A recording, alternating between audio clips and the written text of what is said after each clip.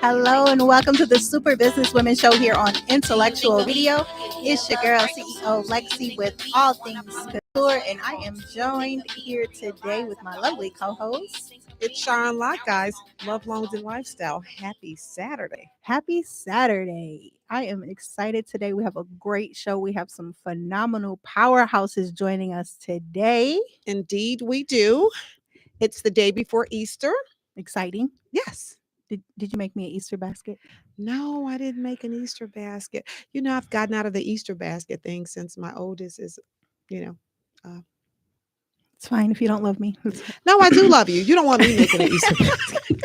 It's going to have all bad things in it. Hey, that's exciting. Happy Easter to everyone out there. And we definitely want to appreciate all of our listeners for tuning in. If you are watching us on social media and you want different angles, you can go over there to YouTube, search Intellectual Radio and click that live tab, and you'll be able to see us as well. Or you can tune in on IntellectualRadio.com.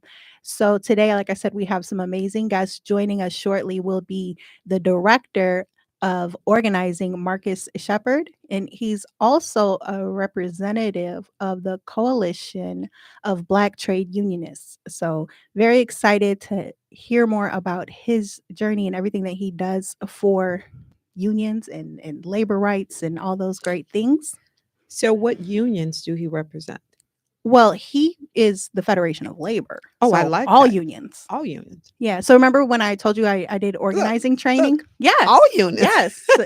So because I'm with the Federation of Musicians. Right. So when I did my training to become a union organizer, he was our trainer. So he's over the Organizing Institute at the Chicago Federation of Labor.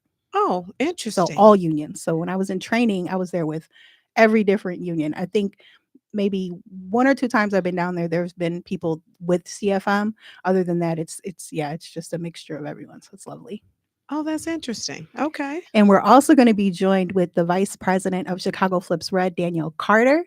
And she's also a fitness instructor and owner of You Against You Fitness. Now she's going to come with some gems. I know that. That Chicago Flips Red has been making moves.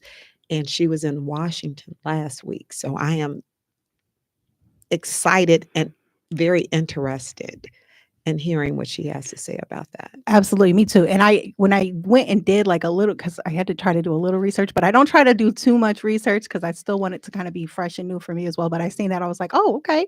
And Washington testified. I'm like, go ahead, get it, girl. I'm excited. Yeah. Let's learn. So when I went and did some research, I was watching the videos and I was like, oh, wow, they are a powerhouse. They're a really, really fast growing organization that's doing, some things. I'm intrigued. This is exciting, guys. So other than that, how was your week? How's your weekend going so far? So it's Easter. I've been in a week of gratitude. So just grateful for all things and understanding that everything is as it should be. I love to hear that. That's the optimism. Not as I want it to be. It's as it should be on the journey because there are reasons why things are the way they are. Right? That's true. That's kind of the way I looked at it. All things are the way all things are as they should be for right now. That's true. And I also feel like that's like a mantra, like attitude is the gratitude to attract abundance. And for me, I think just living that has proven so correct because no matter what I'm going through or what I've gone through, I've always been grateful. And with that gratitude, so much things have been opportunities and so many things have just been pouring in left and right that I can't even keep up with it to even tell people that I have this going on, this going on, this going on. But it's exciting. So yes. Well, gratitude. You should probably have like a room full of awards now. My desk is getting kind of full. You need a shelf. You need some shelves behind that desk. So the reason I have it on my desk is because I have other things on my walls. Like I have certificates and things on my wall, and I have other like art and things like that on my walls. But there was something I read about it being like in the front of my desk, and it's kind of like when you have your nameplate there. Mm-hmm. It's just like when you walk in and you walk past your desk and you see that drawn things to like, you. Yeah. So I've chosen to keep them there, but if it becomes too many, obviously, we're looking for those Grammys and things. Well, soon. They're still coming. They've been coming all year long for you. So yes. Hey, listen. Grateful. Keep it up. I'm uber proud of you. And it those awards signify so much, but most importantly, it lets me know that you aren't just doing things, you aren't it's so good to be recognized when you're in a particular field and you stand out. So, yeah, I agree. And then pop your collar. and no, and I also like that they're for different things too. So they're not always the same repetitive thing over, like, because I do so many things. So to be acknowledged in all those different fields that I work in, yeah, I'm grateful. That means you become an expert. You have succeeded in your journey and understanding what you were meant to do in that area. You're always talking about the jack of all trades, Jack- master to none. master No, when to you none. have ADHD, you could be a master of all. So You can. You got to just be won't- organized. You just will not follow through. You may master it today and tomorrow you may not get to it. See, it's not really for me following through. It's more so of, am I interested in this still? That's what I mean by the am follow I through. am I still, but I'm going to finish what I'm doing, but I have to have that new thing. It's just that's So I used to think it was associated with, so I call the birth sign thing. So I'm, whatever, not really buying all into that. But what it truly is my attention span. Yeah. I have to have something that intrigues me, that keeps me going, be it, even in a relationship, it has to keep my interest. It has to be something different, exciting, and I worry about that. I think that that's important for all relationships. I don't think having a routine and just getting stuck into the same old same is healthy for any dynamic. Personally, But I think for people like us, well, yeah, and as a Gemini, let me tell you, you better entertain all these personalities. oh, you got to be full of energy. Yes, exactly.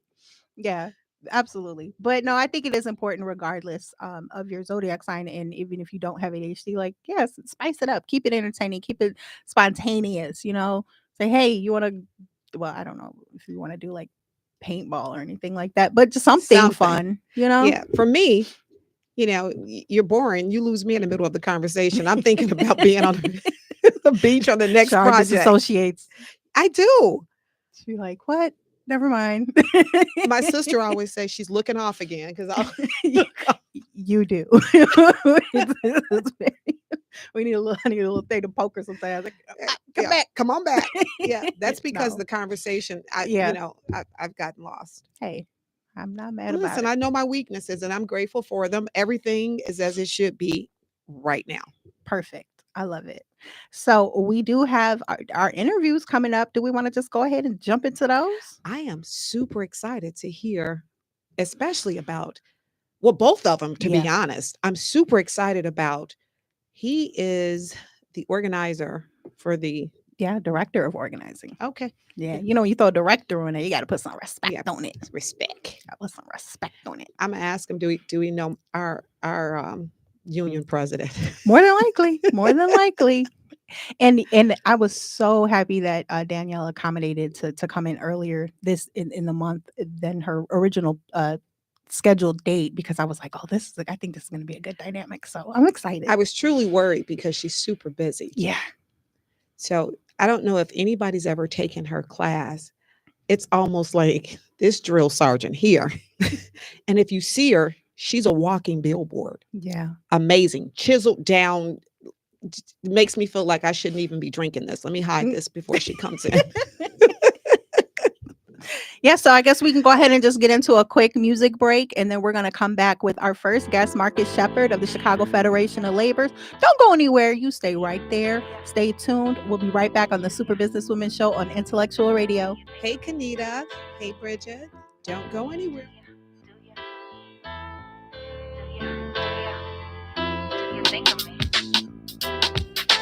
Do you think of me when you hear love breakup songs? Do you think of me and wanna apologize for your wrongs? Do you think of me and realize after all this long? Do you think of me? Now it's gone. Do you think of me when you hear love breakup songs? Do you think of me and wanna apologize for your wrongs? Do you think of me and realize after all this long? Do you think of me?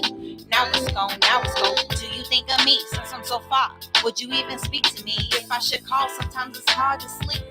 staring at the stars when I dream I blink. And damn, there you are. Do you think of me and wish we could have worked things out one way or another? At least we should have stayed friends, not so much lovers. Do you think of me? We love to hug and kiss. We love to rub that love is what I miss. Do you think of me or how I could be more than just another casualty in need? Do you think of me? Do you still see me as a queen out here doing my thing? Do you think of me and say it's an act of God's timing so I can pursue rhyming? I love you, but that love had me blinded. Face fine, but what hides behind? Think of me and all them lonely nights I'm crying. Do you think of me without even trying? Do you think of me when you hear love breakup songs? Do you think of me and wanna apologize for your wrongs? Do you think of me and realize after all this long? Do you think of me? Now it's gone, now it's gone. Do you think of me when you hear Hello love and breakup welcome back songs? to the Do you Super think of Business me and Women wanna Show here on apologize for your wrongs? Intellectual Do you Radio. think of me? It's your girl, CEO Lexi Couture. And if y'all heard that song, that's Do You Think of Me by CEO Lexi. It's available on all platforms. So make sure you purchase, download, and all that great stuff. So I am joined here today, of course, with my lovely co-host, Shar Lewis of Shar Unlocked. It's Sharon Locke, guys. Love, loans, and lifestyle. Happy pre-Easter. We need to bring the love back. I feel like we've I'm- been missing the love. Oh, Like I we've have it. had it on the show, but the segment part, So I got some ideas concerning that. We'll talk about that after the show. perfect. So we are also joined here today with our first guest, Marcus Shepard. He is the director of organizing of the Chicago Federation of Labor, where he leads strategic campaigns and strengthens community labor partnerships. His journey began in 2005 as a drywall finishing apprentice with IUPAT District Council 7 in Milwaukee, Wisconsin, eventually becoming the first Black president of Local 781. With a background in organizing, leadership, and labor advocacy, Marcus holds degrees, many degrees. I'm not going to list all of that off. He also served as assistant to the general president of IUPAT, working on national campaigns and community relationships. Marcus is a committed member of the Coalition of Black Trade Unionists and a powerful voice for social and economic justice and labor spaces. Can we welcome Marcus Shepard to the Super Business Women Show? Welcome, welcome, welcome, Marcus Shepard. I appreciate y'all having me. Thank you, thank you, thank you. Well, what do you prefer to be called? Because you have so many accolades. I need to put respect on the beginning of the name. Oh, Marcus is great. Oh, okay. Marcus He's is humble great. too. Yes. Okay. Mr. Sir Marcus Shepard? Yes. No, we Yeah, didn't know. We didn't know. No, Marcus is great. Well, definitely thank you for taking the time out for joining us and for sitting in our hot seat. Just kidding. It's not. I know. It's a pleasure. It's a pleasure to be here. Marcus, that seat's on fire. No, not yet. Not yet. No, this is not one of those type of shows. We definitely are about education and empowerment and spotlighting people that do great things in the community, as well as, of course, our entrepreneurs and business people. So we can get right into it. So you began your journey as a drywall finishing apprentice 20 years ago. What did that early experience teach you about the power of the labor movement? Honestly, starting out, I really didn't know. I came in green as green could get. I had no idea what the labor movement was. Sounds familiar. Yeah. So at the beginning part of it, it really kind of was just like, what am I doing? I just thought of it as an opportunity. But once you actually started to dive in and understand the dynamics of it, that's when you started to know, okay, there's opportunity here for growth. And that's what triggered it as to how that arc could go, and how people aren't going to judge you based off of your background and stuff like that. They basing you off of what type of work ethic you bring into the table and how you move throughout your career, knowing that every day is a challenge. Okay, that's amazing. So, what first inspired you to pursue a role in labor organizing and advocacy? I think the first part of it started when I in Wisconsin, when Scott Walker got elected. The state went, in lack of better words, on fire. And during that time, we were all out. We were up in Madison, Wisconsin. And that was like the spark of it, to where I caught on to just how labor runs. And it's just like, you have to fight in order to get to where you need to be. And to seeing that many people start to come out, support, and move, I started to really understand just where labor was and where I see myself going in it. And I started to really get out there, get in the trenches. And not only top of that, but I had met a few mentors of mine, and one of them I met at CBTU convention. And that's where a lot of dynamics for me really, really changed. Because when I walked in the door at CBTU, and I think we were in Atlanta, and it was the first time I had ever been, and to see that many Black people, and I'm from the hood, and I'm gonna be honest, and to walk into a space to see that many prominent Black people doing things, I was just like, man, this could really happen, and we ain't up in here fighting, or whatnot. But really, it changed my whole mindset as to who I was and the things that I can do. And not only that, but how I could also reach back, knowing where I came from, in order to make a difference. And so I met a lot of great people there. One of them is still my biggest mentor now, Larry Thomas, out of local 1332, Black local, proud of my local 1332 here in Chicago. And also Kenneth McMaden was the first elected Black general president for the International Union of Painters and Allied Trades, and two of my biggest mentors who helped shape my future here in labor. That's amazing. We speak about mentorship, how important that is. It And is. we also last week spoke about being outside of where you're from, and like, in different spaces, and how that is so important in your growth and elevation, to see people being successful that look just like you. And it's an amazing opportunity. And Donna Williams, she's Yes. an amazing woman. She's got a program that she's actually putting together.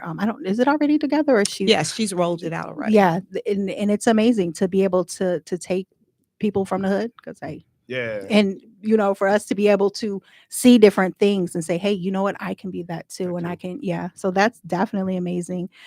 So can you share a moment in your career that affirmed that you were on the right path? That moment came, my son, and he was the reason why I needed to change my lifestyle. And people ask me, how did you do this? And it was because I had that fire in me of, what do I leave? My son was 2 years old. And it's just like I'm in and out of the streets trying to figure out where I'm going. And when I got into the trades, it was just like, man, okay, I can do this, and I can make a decent living. I can have benefits. And to me, the benefits was more Yes. was more than the paycheck. I'm just being honest. The benefits were the biggest piece of it. When you get to be a certain age, the benefits package is what attracts new applicants. Yes. And I tell people that, like, them benefits, boy, man, when I was like, oh, we can go to the doctor, and they paying for education, and I ain't got to pay out my pocket, or my son needed stuff done with his teeth, and I ain't have to pay a dime out my pocket. And I'm like, hold on, oh man, so it made me proud to know that I could now give this to him. Yes. And then when my daughters came along, nothing out my pocket for births, and because healthcare attacks you, boy, you go bankrupt messing with healthcare. And to know that now I have all of these tangible benefits on top of a decent paycheck, that was, for me, that was the biggest thing. And I'm like, okay, we could work with something. So my son was the pillar as to me changing and understanding that it's something here that I could work with. And then everything else kind of fell in line after that. That's beautiful. We know children push us. Yeah. Stretch us. Yes. They stretch us. Heavy emphasis on push us. So you've pursued formal education in union leadership and business. How has that academic journey influenced your approach on the ground? It's really,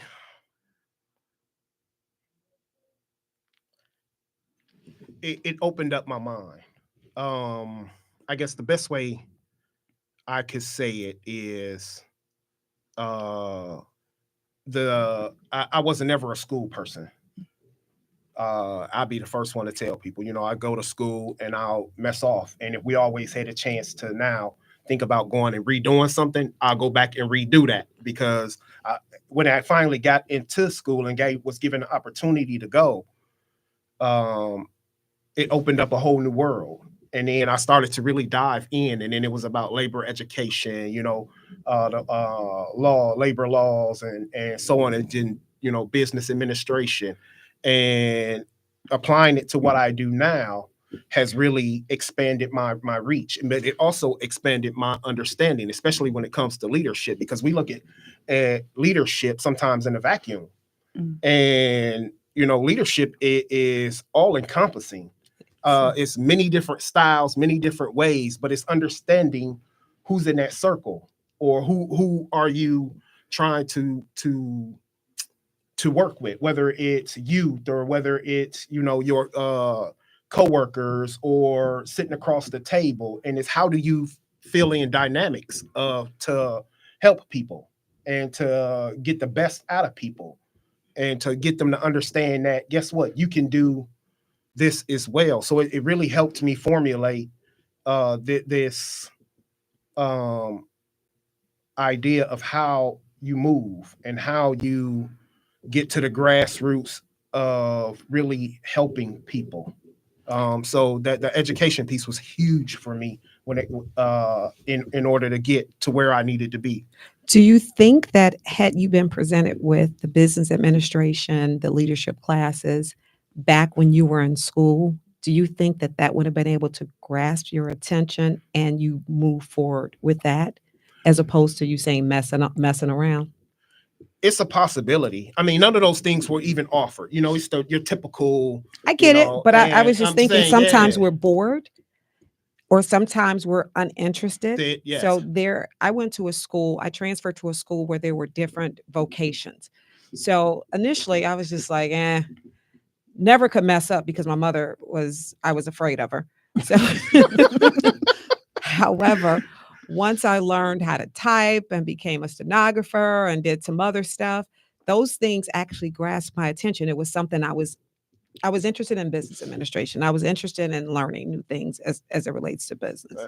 So for me, I don't know. I'm gonna be honest. I really don't know, because at that age, from a young man in the hood, there was no true father figure in the house. It was my mother trying to raise 4 boys. And here I am, the oldest. A lot of responsibility is on me. Absolutely. And, so home, I got all this responsibility. So school was my time to just kind of be a kid. Unwind, and so when you're in that space, you kind of go to school, and then you got all your guys, and it's all this peer pressure, and you trying to be the big guy on the school grounds. You want the kid, you want the other boys to look up to you, you want the girls to really look up to you because you're at that age. Right. And so it was just like all of this stuff here. And then basketball, football was just like, those are your only means to get out the neighborhood. It's either drugs, basketball, football. And for me, it turned out to be gangs and this, that, and the other. And I didn't learn until I got older that, guess what, that doesn't mean anything. There's no pathway forward in any of that. So it took me to go through those struggles. So I really can't say had those things would have been offered, if it would have changed my paradigm or whatnot. I really don't know. I'd like to say you forgot rapper for $500. Oh, yes. Hip hop artist. Well, we got to add one more to it. Pole dancer. No, that's a thing now. Yeah. And it's funny you talk about hip hop, boy, because in middle school we called ourselves having a hip hop group, Sam and the boys, Sam, Andre, Marcus, and none of us could really get down. You know what I'm saying? But we did our thing. You thought you could, right? Yeah. Believing in yourself is always the best. It's like Ricky Lake. Where do you get the confidence?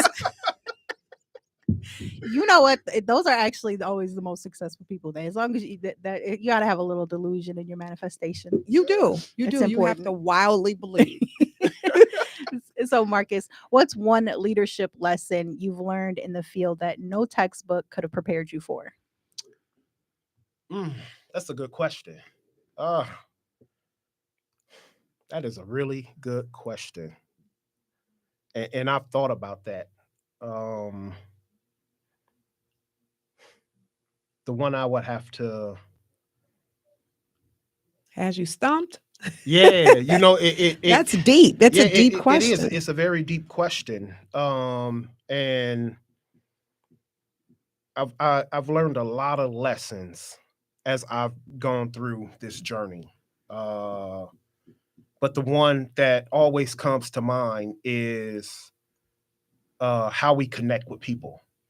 Okay.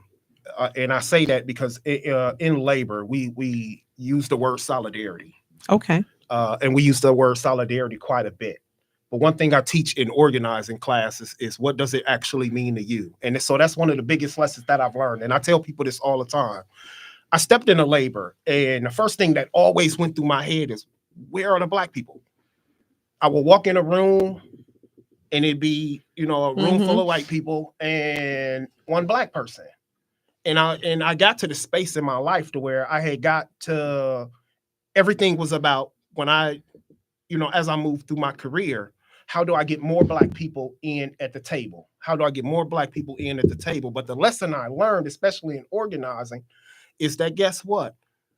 It's not only how do I get more black people there, but how do I get more people there? Because again, solidarity and power, and I always do this thing, and it was taught to me by a very, very good friend, Tiffany Bender, who's with the National AFL-CIO's organizing team, of how we look at solidarity and how we look at power dynamics. And power dynamics means that guess what? If I have you standing holding my arm at the same time, black, white, other, and I got, somebody else on the other side holding my arm, black, white, other, then we now we have power. Absolutely. That's true solidarity, and that's power. Because guess what? We're holding each other arms, and we sitting at the table collectively to move a mission collectively, rather than a bunch of black people sitting at the table moving a mission collectively, and they can't move that mission collectively because it's only them at the table. Or, and even if with white people sit at the table and it's a room full of white people, how are you moving something? Because you leaving out all of these different ethnicities and genders and whatnot. There's no power there. Power is a structure of everybody sitting collectively to move something, whatever that may be, forward, meaning that everybody has input at the table. And now we can move dynamics. Love it. And I love Tiffany too. Shout out to her. I was waiting to say it. She's a great teacher. So, what advice would you give to young professionals or students interested in the trades or organizing who want to make a long-term impact? Patience. Patience is a virtue, and it's something that we all have to learn. Especially if you're trying to look at the building trades and you coming through that apprenticeship structure. You have to be patient because of how it's formulated. First, you have to do testing. Then you have to do, the next step. And then it's the next step. And you have to be patient in order to get to where you need to be. You have to be patient. You have to be understanding. And you have to have your mind set right for whatever that journey is going to be. Anybody that steps into that world, I always tell them that you have to be ready for the process, and you have to be hungry enough to go through the process in order to get out to come out on the other end. That's one of the main things that even today that I tell people I am is I'm hungry. I got a family to feed, wife, kids. I have family to feed. I'm hungry. So how hungry are you? You got to be patient, and you got to be hungry. You got to want it. Because if you don't want it, the next person next to you going to want it just as much. And guess what? They're going to come and take it. So you have to have patience, and you got to be hungry. But then also you have to be willing to learn. You have to put yourself in a space to learn. You just can't be stagnant, because everything that we do, you have to be able to learn, the different intricacies, or you have to be able to just take information in and then apply it. That's great advice. That's important. And I think that's important in all aspects of success, but definitely important. So, Marcus, what are some common misconceptions about union work or labor organizing? The biggest misconception that I always hear, especially from an organizing standpoint, is people have a tendency of saying the union. And it happens a lot. It's just like the union. And to me, that's what we call third partying, because guess what? The union is you. I'm the union, you the union, you the union. And if you're in a union, you come to understand it. That guess what? It's about us collectively than just saying taking it off the onus off of me and putting it on you to say, well, as a union member, well, you didn't do your job. No, we didn't. I didn't, because guess what? I got the ability to go sit at the table in all of those union meetings and have my voice heard. So that's a concept. That's a different perspective. But when I say the union that I'm a part of, when I say the union, I'm realistic in what they can and cannot do. I'm realistic in my expectations. I manage those pretty well. But when I say the union, it's more so with a certain respect and knowing that they can move things that I can't. Okay. But in saying that, you can, because you have a voice at the table and your voice matters. So, oh yeah, but I'm not going to litigate and have lawyers. They got the lawyers. Oh yeah. So like, that's what I mean. Like, they got some stuff I don't have. Yeah. So when I'm calling the union, I'm expecting the lawyer to call me back. So yeah. And not only that, another big misconception is people say, well, we gotta pay all of these dues and this, that, and the other. And I tell people all the time, and you've heard me say it in class, we pay dues everywhere we go. Actually, I've heard that people complain a lot, and our dues hadn't went up since, if I can remember, 20 plus years, and they went up. Well, hello, everything goes up, and the cost to litigate goes up. Yes, and everything goes up. The gas, goes up. That they need to drive the cars to get to the courtrooms that litigate our cases. So, I like I said, I'm realistic in managing my expectations and what it is. But yeah, I hear people complain about the dues all the time. Or I challenge them to say this: are you giving back that raise? Yeah, right. So it's like a give and take. It's like a give and take. You either want this powerful contract, or you just want to sit back and be like, you know what? I'm okay with, the boss doing whatever they want to do. Some people are hell bent, no matter what you do, on seeing the glass half full and just want to complain. I recognize that too. Yes. Okay, so Marcus, what are some of the most meaningful impacts you've seen unions have on working families? So quite a few. Oh my God, it's quite a few. We can go through numerous ones. The biggest ones that I always like to talk about is just, your average 8-hour workday. None of that stuff will be possible. Having ability to, not have child labor, when it comes to women's rights, when it comes to I apologize. But LGBTQ. TQ. Thank you. No problem.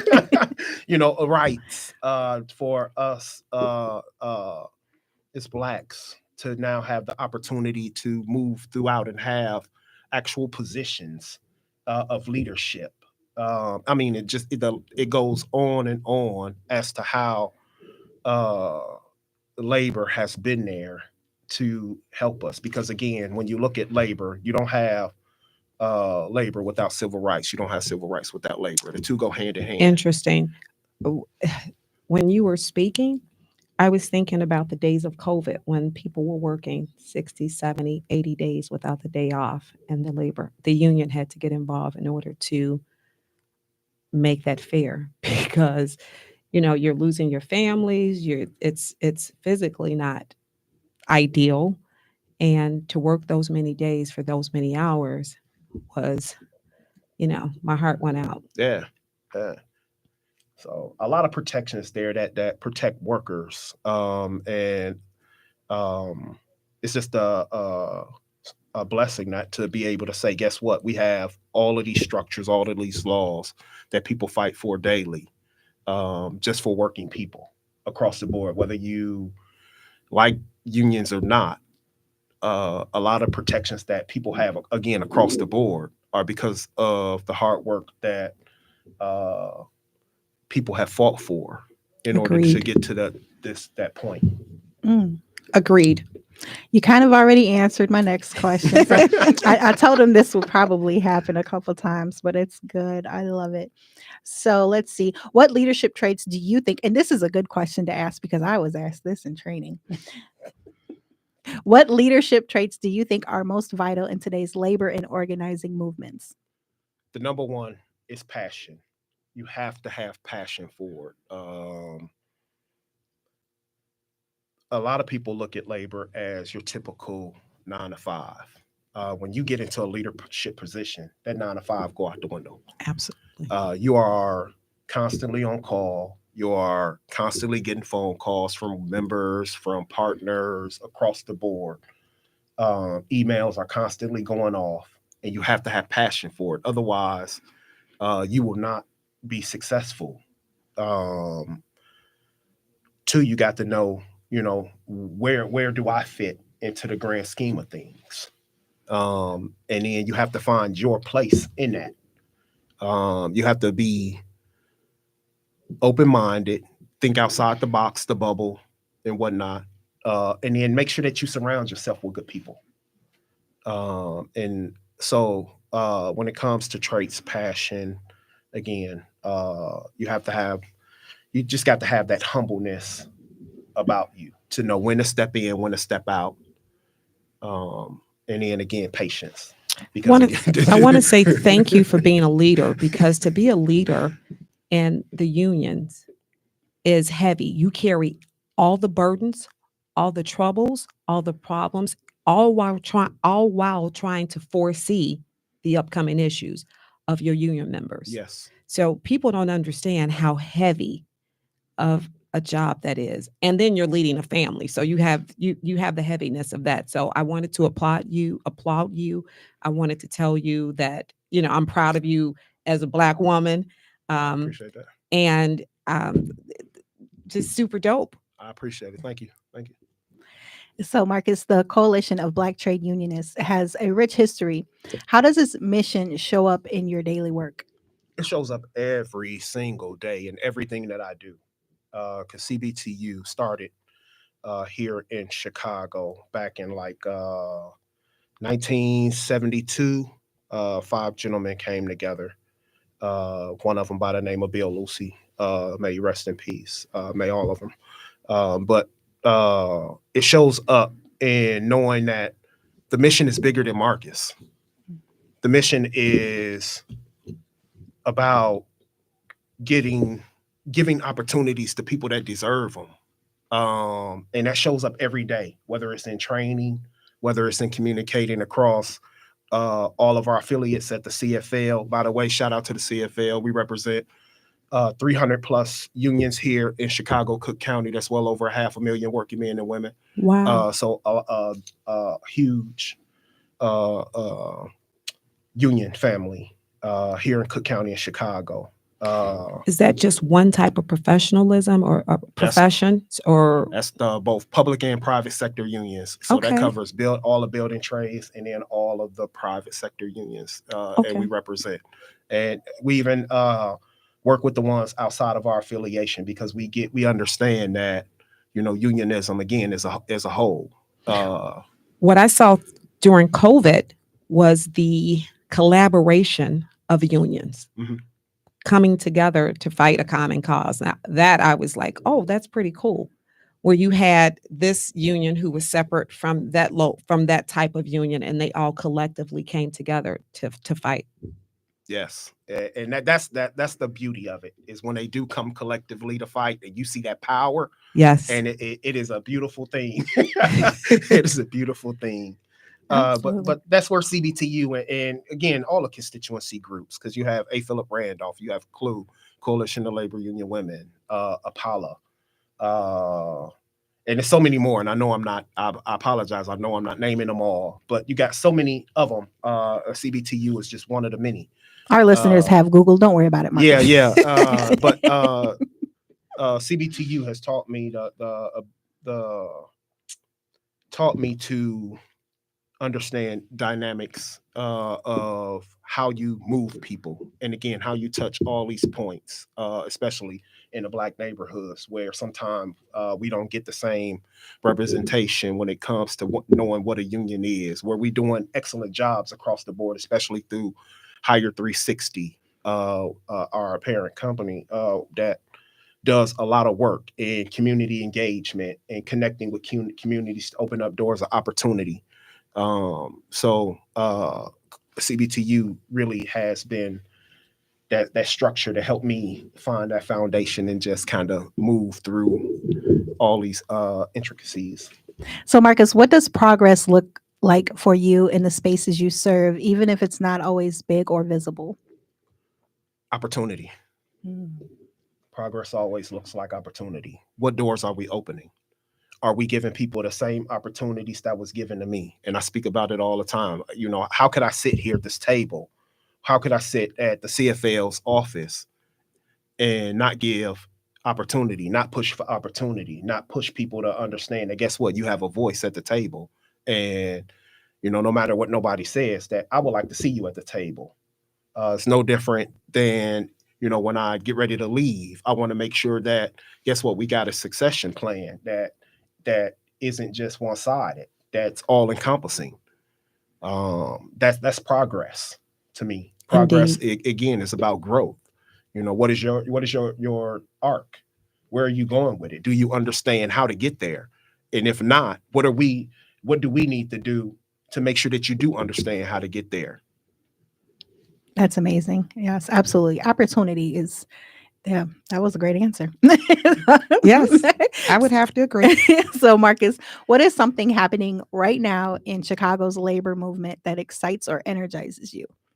That's across the board. I mean, right now, even though, and I don't want to go into politics, but right now we're in this space right now to where this new administration is trying to cut us down across the board. It doesn't matter what union you are with. Really? And No, I mean, I learned really. Yeah. Because I thought it was the opposite.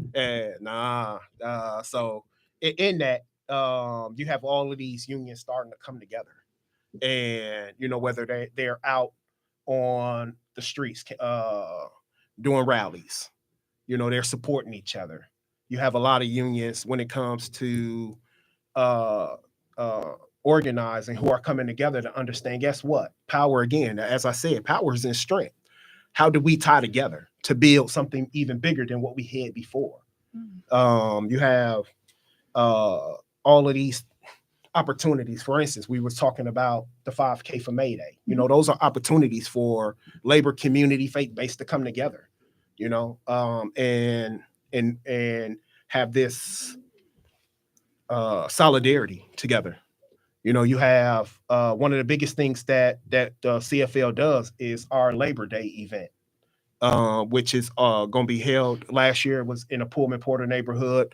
This year it's going to be in a Pullman Porter neighborhood, and we do a outstanding job of getting out there to the community to let them know so that we're visible. And whether you're union or not, you need to see the power and the strength, because it may want you to become a part of our family, and we want you to become a part of our family. So it puts you in a space to know, like, guess what? Labor is here. Labor is here. We're here to stay, and the doors are open for you to walk through anytime you feel that you're ready. So I guess that's the best way I can answer that. Well, I will be volunteering at the 5K, so I'll need the information for the May Day event too, because I would love to come help and be volunteer for that as well. So make sure you send me that information over. I usually walk the 5K, so this one I'm gonna Don't worry. I gotta walk it. Nah, I walk too. Oh, I do the like, hot wait a minute, chocolate I didn't one. see that in the He paperwork. said he walked too. Listen, as long as you're completing it, right? You know, I walked a couple of them. We did one with CFM, pause one, and I do the lupus walks and things like that. So yeah, I'm excited to be a volunteer on this one. But I mean, if I need to walk, I'll do the walk. So, is there a favorite quote or mantra that keeps you grounded in this work? Mm. It's a lot of quotes that I go by. No one favorite. You know what? I can't say that. Yes, it is. And this quote, I always reference back to Notorious Big for it, but I mean, I don't know if it came from him, but the sky's the limit, and it's what I live by. That is my one. When I heard that song, I was blown away because it really opened up my mind as to what is possible. You take a young man from that neighborhood who thought he never had an opportunity. Here in Chicago, I had a huge family here in Chicago, and I still have a huge family here in Chicago. When my mother decided to move us to Milwaukee, that family shrunk. It was just my mom, my three younger brothers, and me. And then we had my auntie and her kids that were there. So family shrunk. So you take this huge family, you take all of this surrounding, and then you go to Milwaukee, and then you move away from all of that, and you figure out, man, where am I going, and what am I doing? Where are the opportunities, which were none at that time for me until I found the labor movement, and then the sky opened up. Okay. And it became my favorite saying. It's the sky's the limit. And I tell people, if you can see the sky, there's no limit to what you can do and what you can achieve. And nobody can stop you. I don't care what your background is. I don't care where you came from. I don't care what you done did. You have the ability to change your dynamics and go beyond the universe. Limitless. Yeah, it's limitless. It's limitless. And I love that we incorporated hip hop again into this segment. Appreciate it. It always comes back to hip hop. Back to hip hop, because he could have picked a bazillion quotes. Yes, definitely. The sky is the limit. So, are there any upcoming initiatives, events, or opportunities you encourage our audience to get involved in? Yeah, quite a couple of them again. 5K for May Day. You can go on to the CFL website, CFL. Or Chicago Federation of Labor.com, CFL.com. Learn about the 5K for May Day. Again, September, I don't know the exact date, but Labor Day, again, are over at Pullman Porter neighborhood. That is our huge event where, again, we want community, labor, and faith-based across the board to come out because that is a nice event. We do a parade in a Pullman Porter neighborhood. I think that's Cottage Grove. Yeah, it's down Cottage Grove. Question for you: do you have food there? Yeah, we have a lot of vendors out there. Yes, we have a lot of vendors out there. You're not coming out if you're not feeding us. Listen, you can get me with food. We're there. Yeah, we have a lot of vendors there. We need a super businesswoman float. We do. I was thinking. That's why I said, listen, before I open my mouth and put us there, I wanted to know where their vittles. Get fed first. We get vittles, right? And then then I'll say, well, that's something we should do. Yes. That's so funny. those are the two. We should support that. What day is it on? I can get Is you it the generally actual like day. a weekend, like a Saturday or Sunday? It's the weekend after Labor Day. So that's Is it like a Saturday or a Sunday? It's a Saturday. Good. Okay. Yes. Well, when we get all the information, I'm going to promote it. So yeah. just make sure it gets over to me, and we're going to blast it I was everywhere. thinking maybe we should be a vendor there, do something there to support, get the word out, and that's exciting. Yeah, we'd love to have y'all. That'd be great. Okay, all right. So, Marcus, what legacy or impact do you hope that your work leaves behind? One of strength, one of dedication, one of, again, just fighting for workers across the board, fighting for opportunity, making sure that people across the board could walk in and say, guess what? Labor was there for me, and labor stood up for me, and I want to make sure I stand up for labor. So those are the things that I want to leave when it comes to a legacy they're leaving behind. So that's powerful. So I do want to talk about something in my research of the CFL. You guys actually had a radio station of your own, WCFL. So if we brought it back today, what kind of show would you host? You talking to me. Now, I'm about organizing. Everything. Organizing 24/7 with Marcus Shepard. That's what I love, because again, it puts me in the space of always fighting for workers. That's that firstborn child syndrome. Yes. Thing. Oh, I know. organizing all day, every day with Marcus Shepard. And so that's what it'd be. Now, I would also, being honest, I would make a space because I love our comms department. I love our political department. And those are spaces too that we need to have robust conversations about. But yeah, for me, it'll start with organizing because, and I tell this to people all the time, and it's the funniest thing. Nothing moves without organizing. The labor movement would not be where it is without organizing. And so it is the backbone, the crux. It is the everything to how labor moves, because again, it's about working people and how are we fighting for working people. And as much as I love legislation, you can put as many legislative things together as you want to. Without the people to move it, it goes nowhere. And that's what organizing Or you is. can have the wrong legislator in Yes. there, and the people will move them in a different direction. Yes. Well, we would also love to join that revival of it if it was to ever happen again at the Super Businesswoman Show. But of course, we'd have to add some business glam to labor, because we Bling. are two proud union members here as well. We are. Yes. And I do want to say salute to my union, Chicago Federation of Musicians, my local 10208 Yes. of American Federation of Musicians. Well, salute to my union, and you know who you are. Well, Marcus, I definitely want to thank you for joining us on the Super Business Women Show. And to our listeners, we hope Marcus, his journey and insights have inspired you to lead, serve, and to organize with intention. To learn more about the organizations highlighted in this segment, you can visit the Chicago Federation of Labor at www.chicagolabor.org, and their social media is at Chicago Labor. And the Coalition of Black Trade Unionists, you can find them at www.cbtu.org, and their social media is at CBTU. And I know there's different, is it branches or chapters? Okay. So you got the regional, which I'm the regional representative for Region 6, which covers Illinois, Indiana, Minnesota. We just finna bring in Iowa and Illinois, Indiana. So you taking over the Midwest? Yeah. Right. Right. It's like, I'm like, he's naming off all of the Midwest. Yeah. Okay. And then our chapters, which we have a big chapter here in Chicago with the president, Keith Richardson, who's the president of the Chicago chapter. And then again, we got our Indiana chapter, Joliet, Springfield, and again, Iowa. So you have local and, chapters Minnesota. too. Okay. Minnesota. Yeah.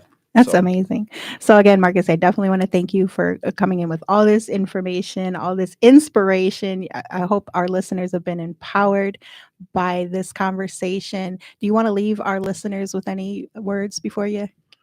Yeah, just again, believe in you.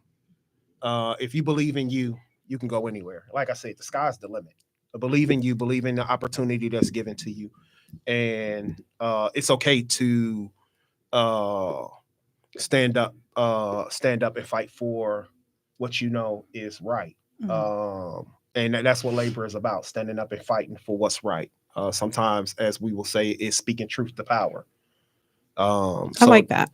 Those would be the things that I would say. And then don't be afraid to, again, join the union. I mean, right now, it's the best opportunity. Across anytime, it's the best opportunity. But unions actually fight for workers and do your homework and understand. Just don't listen to what a third party tell you, because we know how third party go. Because if we having dinner and mom cooked dinner on Monday, by the time you get down a road, mom done cooked 3 different meals with 7 different items on a menu that wasn't even there. So do your own homework. I agree. And understand, what unionism is. I agree. So I know I did give the contact information for CFL and CBTU. Did you want to leave our listeners with any contact information if anyone needs to reach out to you? Oh, yeah, they could definitely reach out to me at mshepard@chicagolabor.org. So MSHEPHERD at chicagolabor.org. And we'll also have that information on our YouTube and our social medias and website as well. Yeah. So again, thank you so much for joining us. It's been an absolute pleasure. And we're going to actually go ahead and get into a quick music break. And we'll be back with another phenomenal powerhouse of a guest, Danielle Carter. So don't go anywhere. Sit tight. We'll be right back on the Super Businesswomen Show here on Intellectual Radio. Quick break, guys.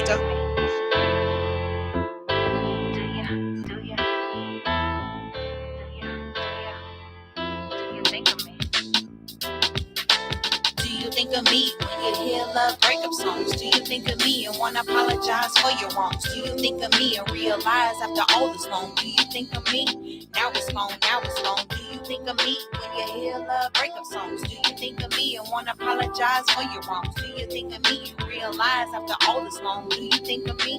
Now it's gone, now it's gone. Do you think of me since I'm so far? Would you even speak to me if I should call? Sometimes it's hard to sleep.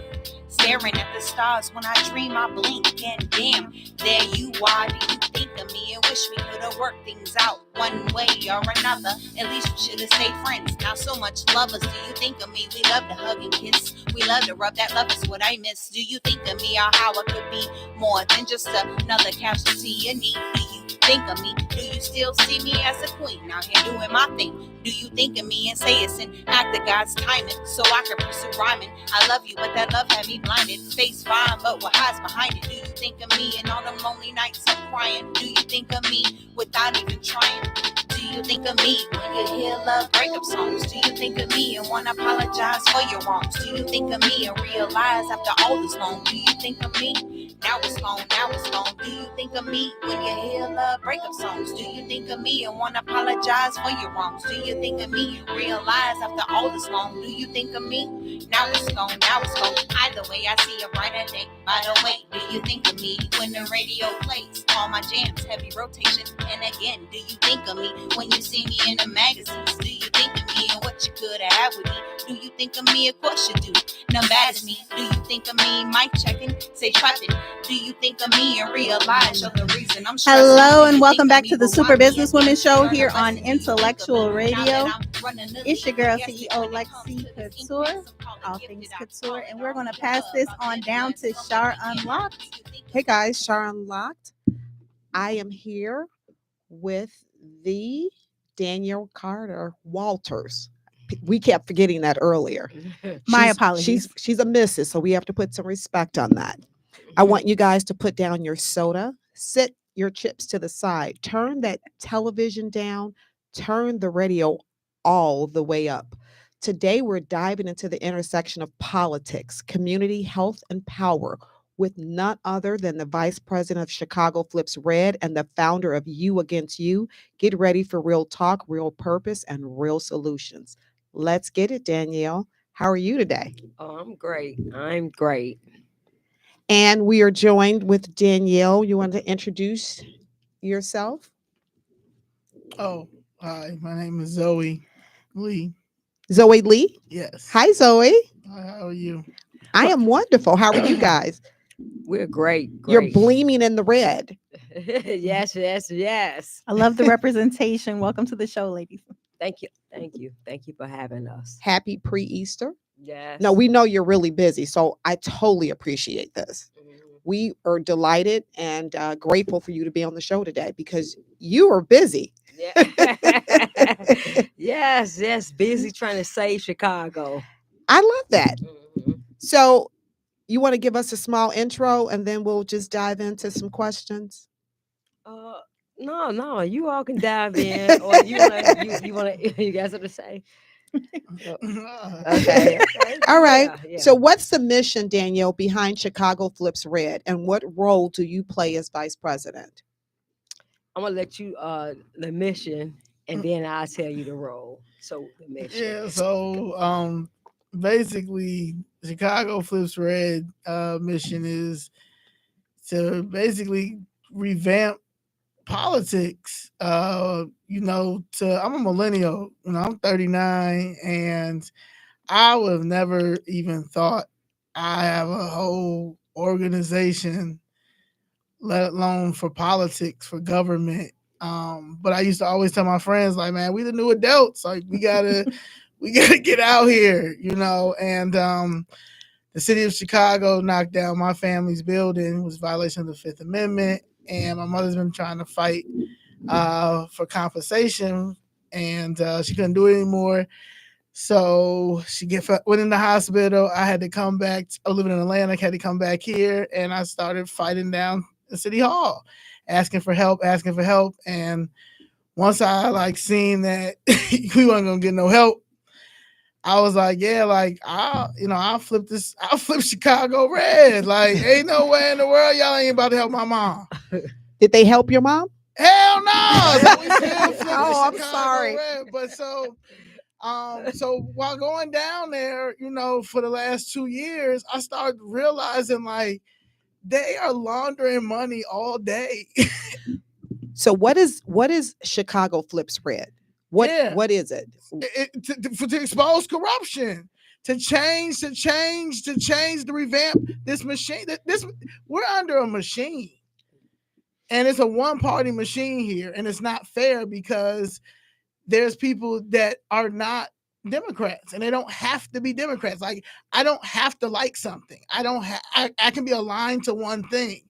And when you come here to try to get some help, and you can't get any help from this one party, which is the Democrats, what they're supposed to be for us, because we're the voting block for them, and you can't get any help, that's the worst customer service I've ever had in my life. So you're gonna try something different. So I can't. So I decided that I align more with the Republican Party. I am an entrepreneur. I am a business owner. I care about family. They getting real weird over there on the Democratic side. I'm watching our government be so corrupt down here, and it's only one party. So and then I don't have no problem with Donald Trump. So you're saying that our government should be more sensitive or not tone deaf, that we as Chicagoans have a right in what transpires, or because we voted you in, so we should have they shouldn't be tone deaf to what our needs are. They're public servants. Mm-hmm. Like we're customers when we go to a restaurant. I like good customer service. I will always patronize Black businesses, because Black businesses, even though they be like, oh, their customer service is bad, this customer service I've had on the white side. So we don't say that. However, we don't have everything. So, but do we really expect good customer service from politicians? Yes, when we paying them. Yeah, when our salary is paid. Yeah. See, so that's why we don't, as the Black population, we don't hold our elected officials accountable. We don't, but we go down there, and when we down there and we see how those aldermen are voting, their constituents are holding them accountable. It's just us. Well, I don't think people know that they can go look up the voting history, the voting record of their aldermen. Right, because we don't exactly. We're not politically educated to know all of these things. Also, they're not doing their job by going back to the hood or going back to their community and telling them that, hey, that you guys can, or this is my voting record. Let me give it to you. You should have that. Should be a mandatory of what's going on, because it comes up during election time a lot of times. The opponent normally brings out their voting record. Yeah, but they should be giving it to them or explaining why they're voting it this way. Mm-hmm. They don't. They come back with we doing a Black History Month party. We going to do this event. Why you voting for the illegal immigrant? Everything illegal immigrants. People hear Chicago Flips Red and immediately think of Trump. What do you say to those people, and how do you separate the movement from the mainstream narrative? Come on. I mean, you've been voting blue for 60, 70 years. We get 93% of our vote. How is that working out for you? So when you ask me about what I'm doing, how's that working out for you? We've been doing this since, and let me say this, in Chicago, since 1931, you can't blame no Republican because we haven't had a Republican in office. So how's that working out for us right now. And they said the only reason why it went from Republican to Democrat because it was the Republicans was on the verge of an economic crisis. That is what we're dealing with right now. It don't make sense. I mean, so who you gonna blame? Everything. Now look at every Democrat ran city, not just Chicago. Look at New York. Look at California. Tell me the Republic. Now all of the people who running from these Democrat ran states, guess where they're running to the red states, because they want the crime is down. So they don't have to pay taxes, income taxes. So you can't tell me what's really the policies. The policies are better. You got to look at, we're looking at policies, not really the party. It's each party has policies, and you got to see which one align more with your beliefs or what you are doing. The Democrat Party has nothing to offer me or my family in policies or in their beliefs. We are like the American citizen is under attack. Like we are like in a modern day Holocaust type situation. Only thing, American citizens have no rights, and this is our country. The police can't lock them up, can't work with ICE to get them out of here. Mm-hmm. We've got senators going over to El Salvador to talk to a known MS-13 gang leader. I mean, tatted up and everything. And Danielle testified last week, and not one of them have reached out and even tried to talk to her about what she testified. Like that's cap. Like everything she said was cap. So what do you mean by who's supposed to reach out? You mean the people, the politicians here? Oh, the politicians here, Jasmine Crockett, Hakeem Jeffries, Mr. Corey, I stood there for how long? Booker. Al Sharpton. Well, he was busy meeting with Target. Yeah, for what? Fuck. You can't. We apologize to our listeners. What's the core mission of Chicago Flips Red? What exactly are you trying to flip? Is it politics, mindset, policy, culture, or all of the above? All the above. Because once you do all that, first they got to understand. First, we have to pay attention around us and look at our communities and see what's happening in our community. So once you understand that you don't like what's happening, now you got to understand why it's happening. And if you don't go, I don't argue with anybody online and things like that, especially if they live in Chicago. Only thing I tell anybody who have anything to say to me is come down to your city council meeting. Because once you come down to your city council meeting and you see the disrespect, you see the censorship, you see all of that, then you probably gonna go harder than us to flip it red. So, and that's just what happened. We have been talking about this for about a year. You've been about 2 years. We about a year. How terrible they are. How illegal aliens get more rights to speak up in our house than us. How they try to censor us when we come down there. We've been talking about all of this. But when the Hyde Park citizens came down there last week for the city council meeting, they got a chance, and that's the older generation. They count on them to vote for them. When they came down there to City Hall and they saw the disrespect, they saw the censorship, they saw that they came from, a lot of women, affluent neighborhood. They took off work and he just annoyed them like they was dirt. Then their ass was open. Now the University of Chicago is in Hyde Park.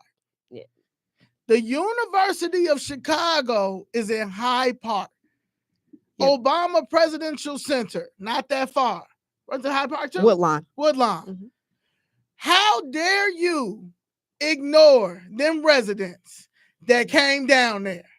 But you've been ignoring them in them town hall meetings. Yeah. Because like I said, you saying something, you voting something different down there. But when it comes to this shelter being in Hyde Park, Y'all don't know. You're oblivious. You don't know what's going on. I had no knowledge that, and I go over there. I have a friend who lived in the Newports. I had no knowledge that it was even a shelter anywhere near there. Most Until people you got But the until I saw it. aldermans, though. Yeah. But who's your alderman? Oh, I don't live there. Oh, okay. Yeah. I live Most in a people different don't. ward.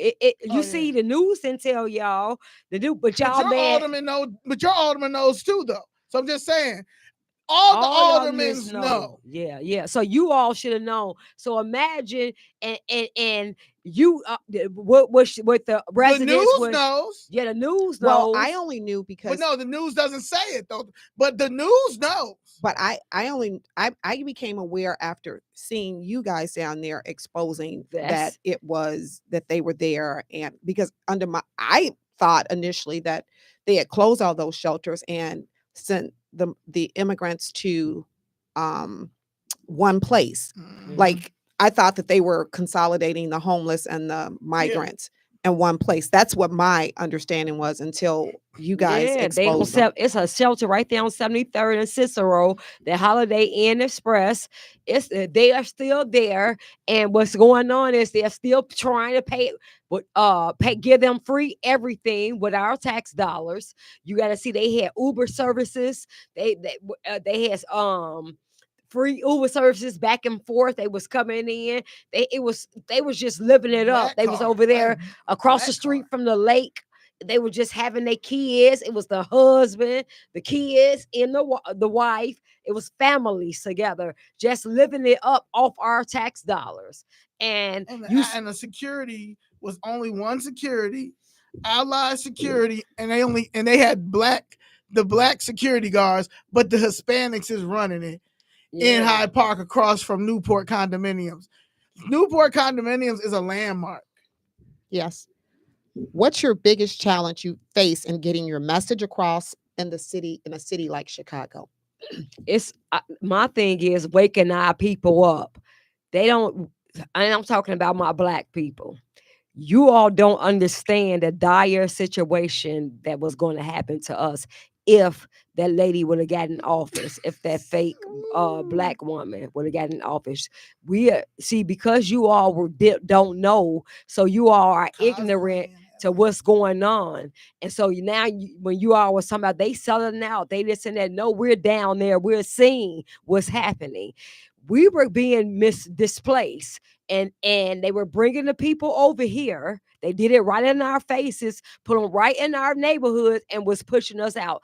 Perfect example is what's happened over there in Newport condominiums. Perfect example. And what's happening in your neighborhoods. So we were in a dire situation. It was millions more waiting to come across here at the election time. They was just trying to see who were winning. If Kamala would have won, they couldn't wait to come across the border. Millions just at the border waiting. If Trump was won, that's when the media showed you them at the border crying and stuff like that because Trump was like, I'm closing it. So this is what you all didn't understand. If our situation was so dire. If they would have gotten into office, the black community was done with. They had already pushed them in our schools. They had already gave them all our field houses. They had already gave them free everything while we were being homeless. So if you all didn't understand what was going on, we're down there. We saw them laundering the money. We saw them stealing the money.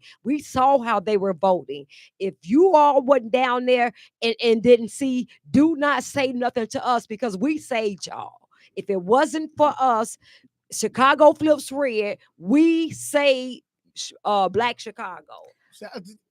I saw yesterday, I was watching MSNBC, and they were talking about the money spent on the migrants. I believe, and I could be off, I believe they said Chicago spent $638 million.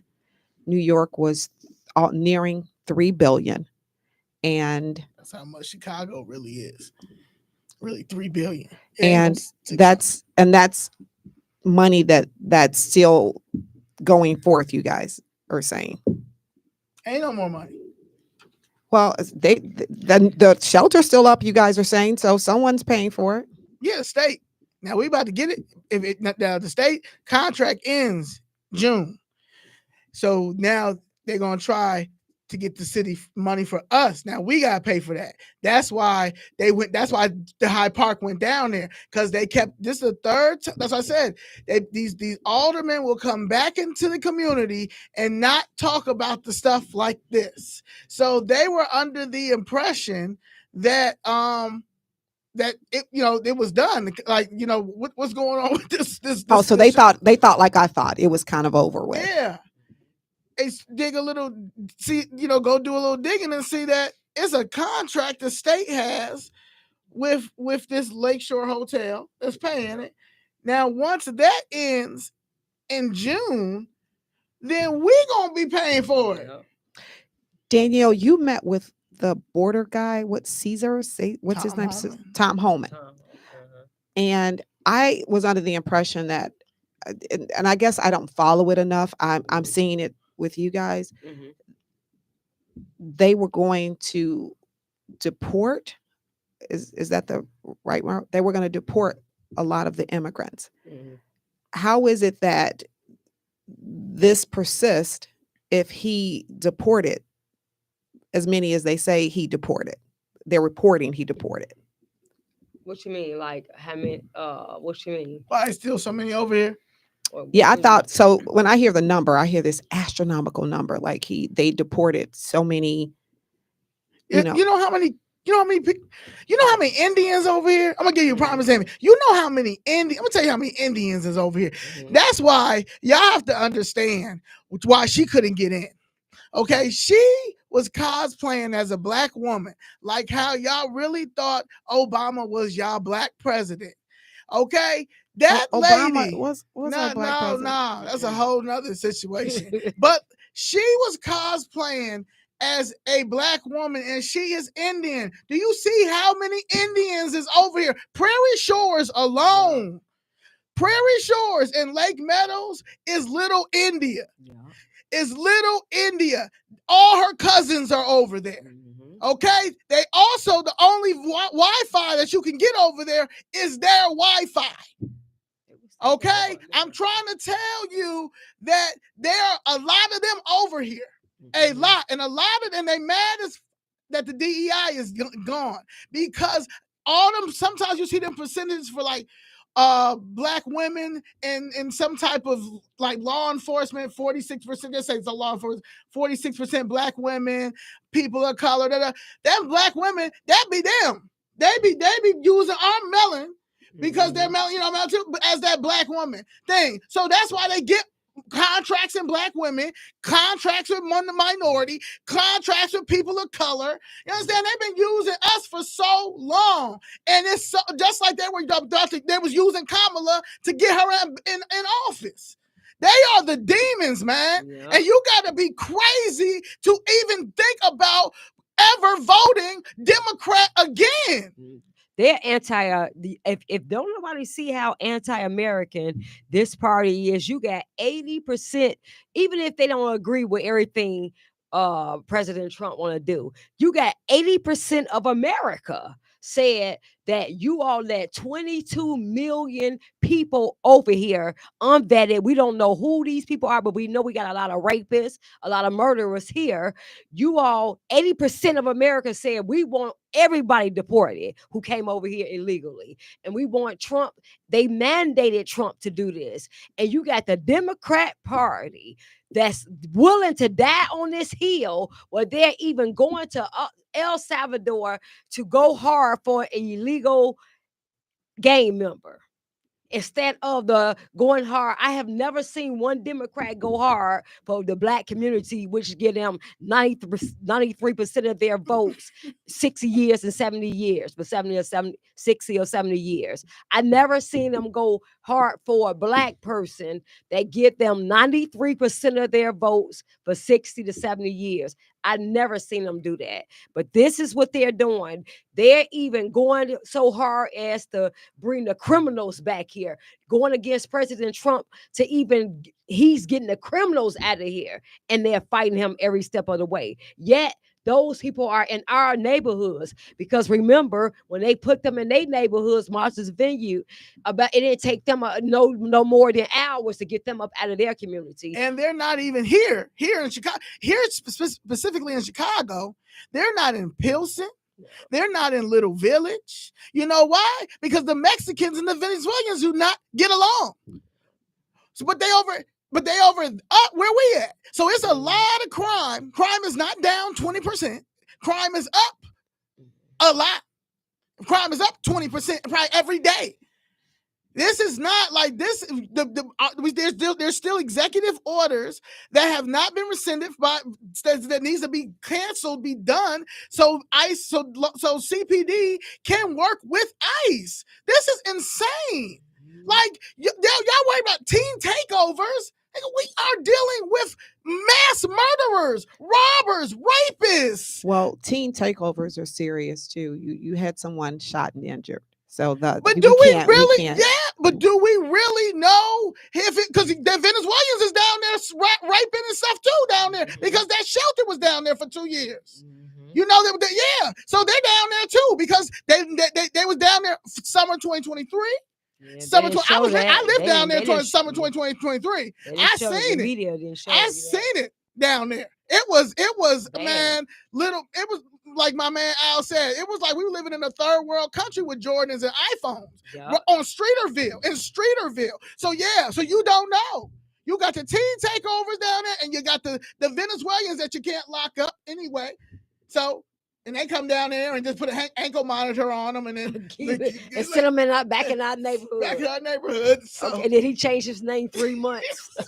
After that, we don't know who he is. But Trump is the terrorist. What kind of pushback have you guys gotten, and how do you stay focused despite your pushback? It's only from the Black community that we saved. Right. The very Black community that we saved. We saved literally. The Black community in Chicago, I keep saying that, we saved y'all. And y'all really don't understand how much we did. But people outside of Chicago, Black Chicago, and other Black people got Flip Houston red.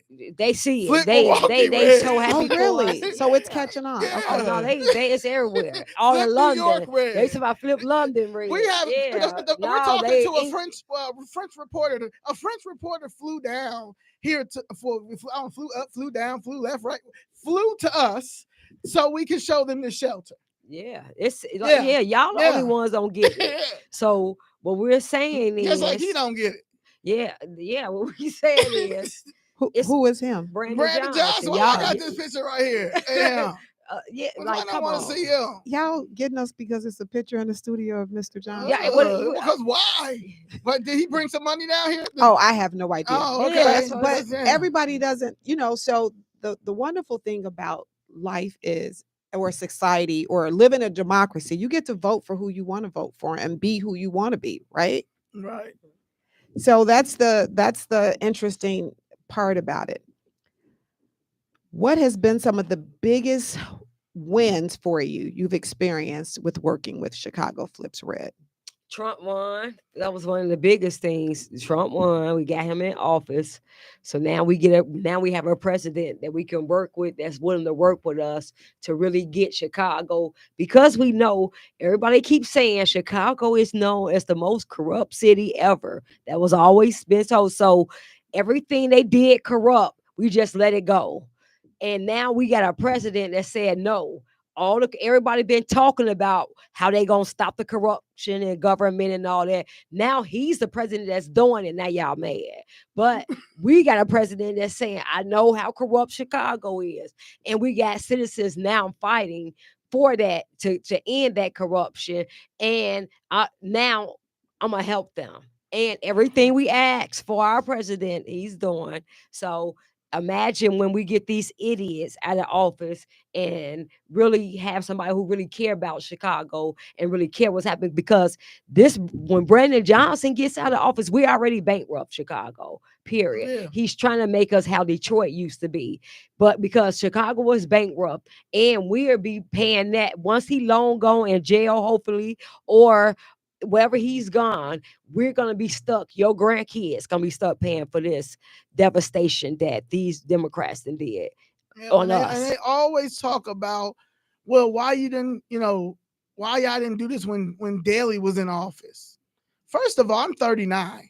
Okay. I'm 39. Why y'all didn't Number do two, it? number two is when I had a career. You know what I'm saying? Like I used to manage Dick Gregory from 2013 to 2017 till he passed. Then I went to Atlanta. I started working with Killer Mike, his wife, a whole bunch of people. Then Who's I started Killer my Mike? brand. Killer Mike is a Michael Render. He is a rapper. Okay. He's an activist. He's a like a big brother to me. And his wife Shayna Render. They own Bankhead Seafood with Tip, and they have barbershop, swag shop. But anyway, and I was branding my thing. I had to come back here because they put my mother in the hospital because she been fighting the same charge and she got all of the evidence. Imagine having all of you have all of your grades right on your paper, and they're telling you no. That one right there, no, that's wrong. So, question and you know for it you. is. You can always litigate it. Take them to court. We are in court. I got 4 lawsuits against these people. Oh, okay. And I with all the evidence. Okay. I got that. My foot is on their neck crack. Okay. But what we were saying But I'm was when saying you- there's when you nobody got- ever argued. Yeah, because think about it. Yeah. When you got a Democrat machine, that's what we keep telling y'all about this machine. Now you got everybody is on cold. So they put them, let's just say the Cook County Board of President, Puerto Rico, she has to go. That's one of the tools to put in that machine. Then you got the Treasury. Then you have all these people that's in these places. Now you got Democratic judges. Now you got Democratic lawyers. Now you had on the federal level when you had Kamala and them in Democrats. Where you gonna go for help when you need help against what the Democrat Party is doing to us black people in our black community, like stealing our homes and things? It was no help because we only had a one-party system here, and they all were corrupt. And even the ones that were even the Republicans that were here. Yeah. They was on the same stuff. I literally had went to every after I saw I wasn't getting any help. My mother has always taught me to write to the top when you're not getting no help. So that's how I did this. You know what I'm saying? I just kept trying. Okay, well, y'all not gonna do nothing. Cool. Let me go to Biden, Chief of Staff. Hey, I'm going Kamala Harris, our first black vice president. Kamala Harris, let me tell you, nobody getting help. Okay, the Inspector General, Department of Justice. Oh my God, the attorney. Where is Kwame Raoul? Oh my God, Governor Pritzker, your Chief of Staff, and Inspector General Deborah Witzberg. Like Mayor Brandon Johnson, new Mayor Brandon Johnson. Hey man, let's can you fix this? Be a hero. Well, Brandon Johnson's motto is that he is a people's mayor. He is for the community. What community? The illegal alien. The illegals and He only- CTU. yeah, The CTU and illegals. That's only and the Venezuela and Yeah. whatever deal he made in Venezuela. That's the loyalty he's keeping. That's why he got to protect these Venezuelans that's here. And it's on our tax dollar that we don't have nothing to do with. So, how are you reaching the young people who are disengaged or feel like politics doesn't serve them, or people who, in general, who just decided to walk away and throw their hands up with, what's going on? the good thing about it is these young people get it. See, they not as slow as we think they are. They just don't understand. They don't know where to they don't understand how to put it together. Yeah, but they not actually the young people got more sense than our generation, Right. because our generation stuck on stupid and they don't understand what's happening. The young generation looking at, hold on, y'all telling me this, but I'm looking at 1 and 1 ain't adding up. Those are really the kind of the ones they're who stuck saved on us. status. Like the Democratic Party is a socialite party. They're stuck on status. They're stuck on this fake narrative, this fairy tale. We're at the age that we went without. Like we had social media, we had the dial up, we had, you know what I'm saying? We had Black Planet, we had the when you had to sign in, but you still go outside and hang with your people. You run home and get that little message to make sure. Oh yeah, she's gonna be at the. That's why we kept cross gates. I mean, I'm from Albany, but we kept the malls open because we couldn't. None of this stuff was on our phone. So we had to have the computer, sign in, and then, okay, oh, what's the meetup spot? Oh, the mall. Everybody went to the mall. You know, it was a safe spot. Everybody, it was a safe link up. Like, they've taken everything away. Like, we literally are in jail. We literally are modern day, like, slaves. And I feel like I just was like, nah, fuck that. Ooh. You know what I'm saying? Hell no. Like, I'm sorry, but like, nah, I'm going to the top. The top at this time was voting. And was that we got to get a new administration in office. They're all ignoring me. Well, what's events or what do you have coming up? I know you were in Washington last week testifying. What do you have coming up where the viewers can follow you, support you, or see your engagement? What we're gonna talk about, I'll let you talk about because we have the Regal. So talk about that. We got a Regal rally, April 27th. Just would like to get the Regal back open. Oh, that would be nice. Yeah, so it's a Black woman stopping that. Yeah, Michelle Harris stopping that. 10 years. But she should be. Have you guys met with her? Yes. Yes. What's the problem with the Regal? He got a lawsuit against them too. Who? He got a lawsuit. Gerald Gary. So I'm lost. So there was a lawsuit against the Regal? No, against Michelle Harris, the city, some other people, because they won't let him open up the Regal. Because at the end of the day, she promised that Regal to somebody else.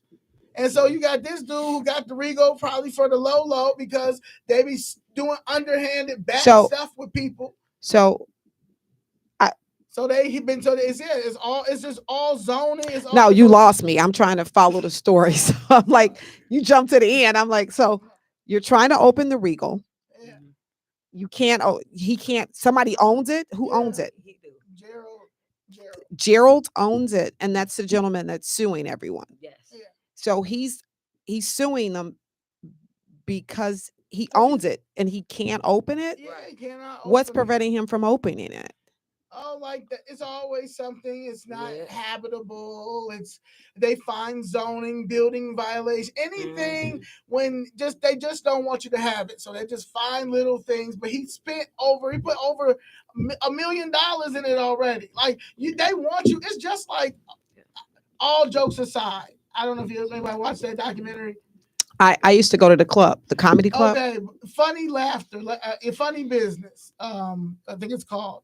The guy who owned All Jokes Aside, when he wanted to move All Jokes Aside, which I would have stayed at the South Loop, but he wanted to move it closer to downtown. And they fought him nail and tooth to the point they broke him. He finally won, but they broke him. So they broke him so he couldn't even move it up there. See what I'm saying? So that is what that's what you're dealing with. You understand? I don't know.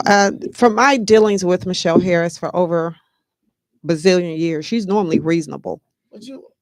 But what kind of dealings you had with her? What kind of dealings you had with her? Just, hey, how you doing? Not trying to get property in her area or opening up anything in her area. Venue, a person who had a wedding venue he can't get a wedding venue open over there. No, I actually have property, so I haven't had any issues. Yeah, well, you probably good. You just pay your taxes and you cool. Yeah.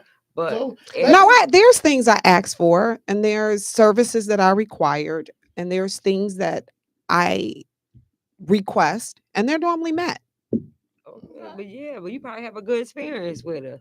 But you also yes, people. Okay, well that's different too. Yeah, it's different too. People who've been trying to just get Black-owned businesses in her area, they can't do it. Well, we need businesses in that ward. We all know. Have you seen 79? We all know. Have you seen it? I'll do a video. I got a video. I'm But gonna it's try to do 79th is not totally hers. Yeah, half. Well, Half yeah, of it. But majority of that 79th where that Regal is, there should be all. If the Regal would be open, we would have businesses up there. And there's a new Starbucks coming on 80 Oh, or 90 something in another Stony. white owned, but not black owned. Well, we don't know if it's a franchise. It's not no franchise. Oh, Starbucks isn't Hell franchise? no, smart man. Okay. Well, what do you have? We the ones that just give everything away, just like our government representations. The people who represent us in government. This is government funding money, and y'all ain't even funding our communities.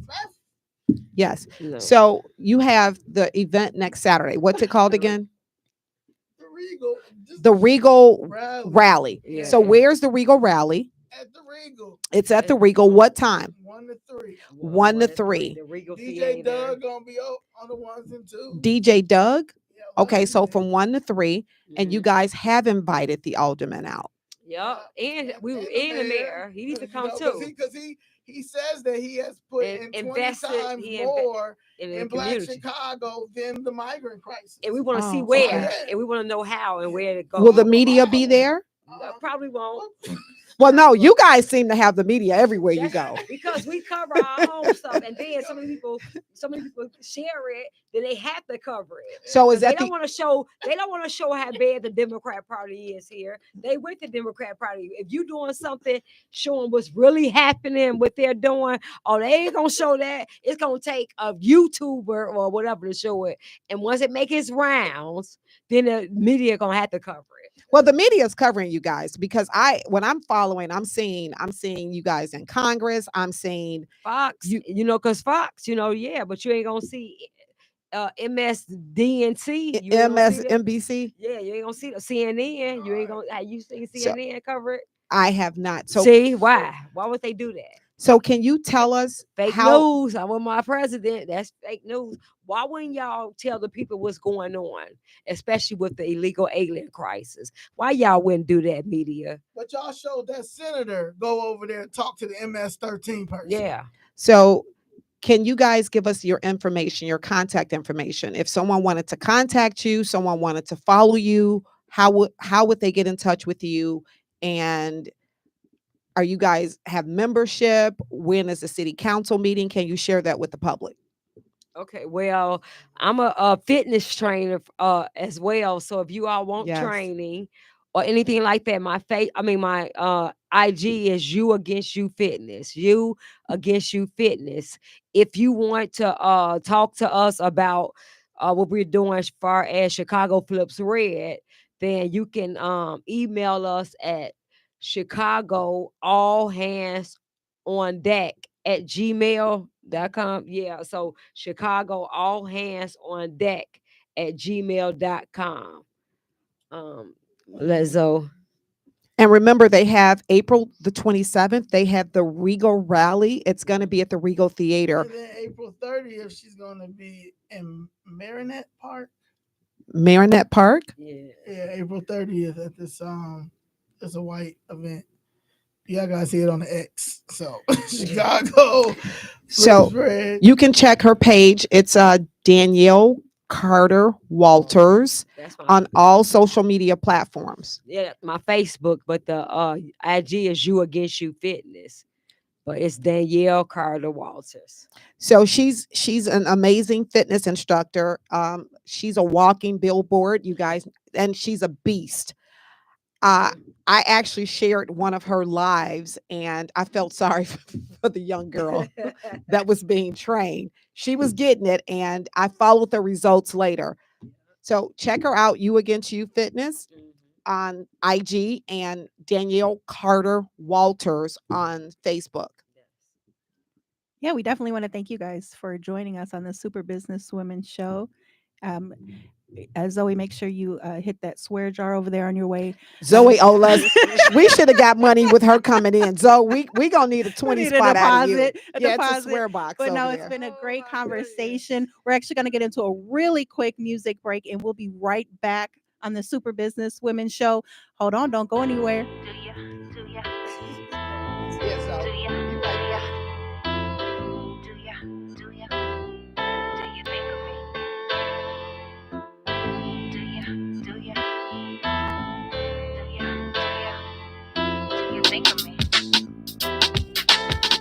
think of me when you hear love breakup songs? Do you think of me and wanna apologize for your wrongs? Do you think of me and realize after all this long? Do you think of me? Now it's gone, now it's gone. Do you think of me when you hear love breakup songs? Do you think of me and wanna apologize for your wrongs? Do you think of me and realize after all this long? Do you think of me?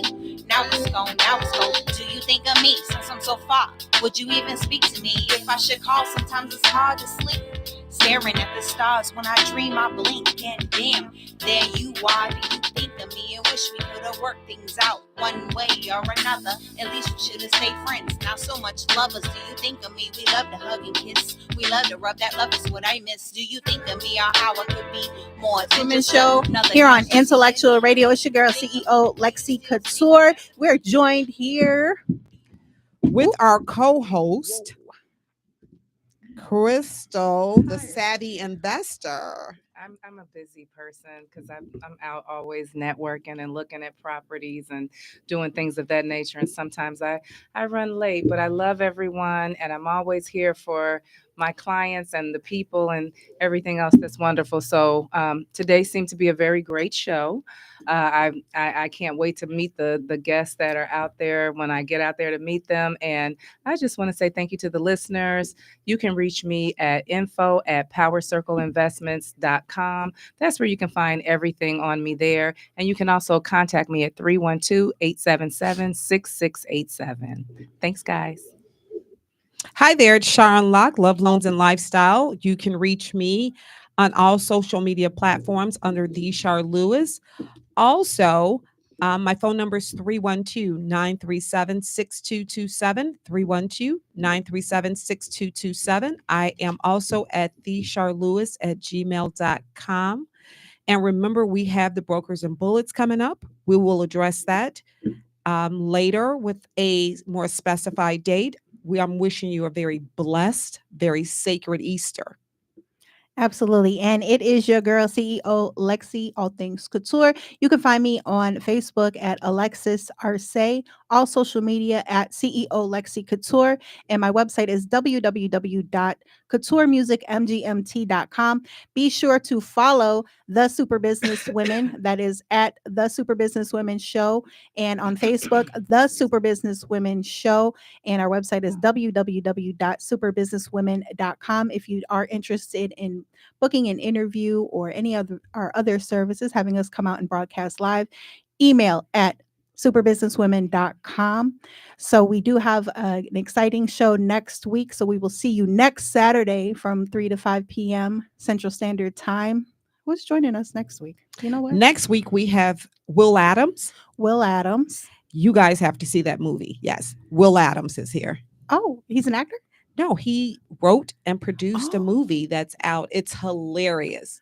So I went to the pre-showing he had at the movie theater, and I believe this is his second or third film. So yeah, Will Adams would be in the See, I building. didn't even do my research yet. So that's exciting. Absolutely. So be sure to tune in next week. We will be back 3 to 5 p.m. We do want to thank our listeners for tuning in and for joining us here on the Super Business Women Show. And you guys enjoy your weekend. Have a happy Easter. Spend time with your family and loved ones. We appreciate you. Not See with- you next Saturday. With these Happy egg Easter. prices, I know ain't nobody doing egg hunts. Y'all better paint some potatoes. Egg prices are down. I got some They for are. $3. I heard they were down. I seen they were down, and then I heard they were going back up. So we'll see you next week. Thank you for tuning in to the Super Business Women Show on Intellectual Radio. Have a great evening. Bye. See you guys. Do you think of me? Do you think of me when you hear love breakup songs? Do you think of me and wanna apologize for your wrongs? Do you think of me and realize after all this long? Do you think of me? Now it's gone, now it's gone. Do you think of me when you hear love breakup songs? Do you think of me and wanna apologize for your wrongs? Do you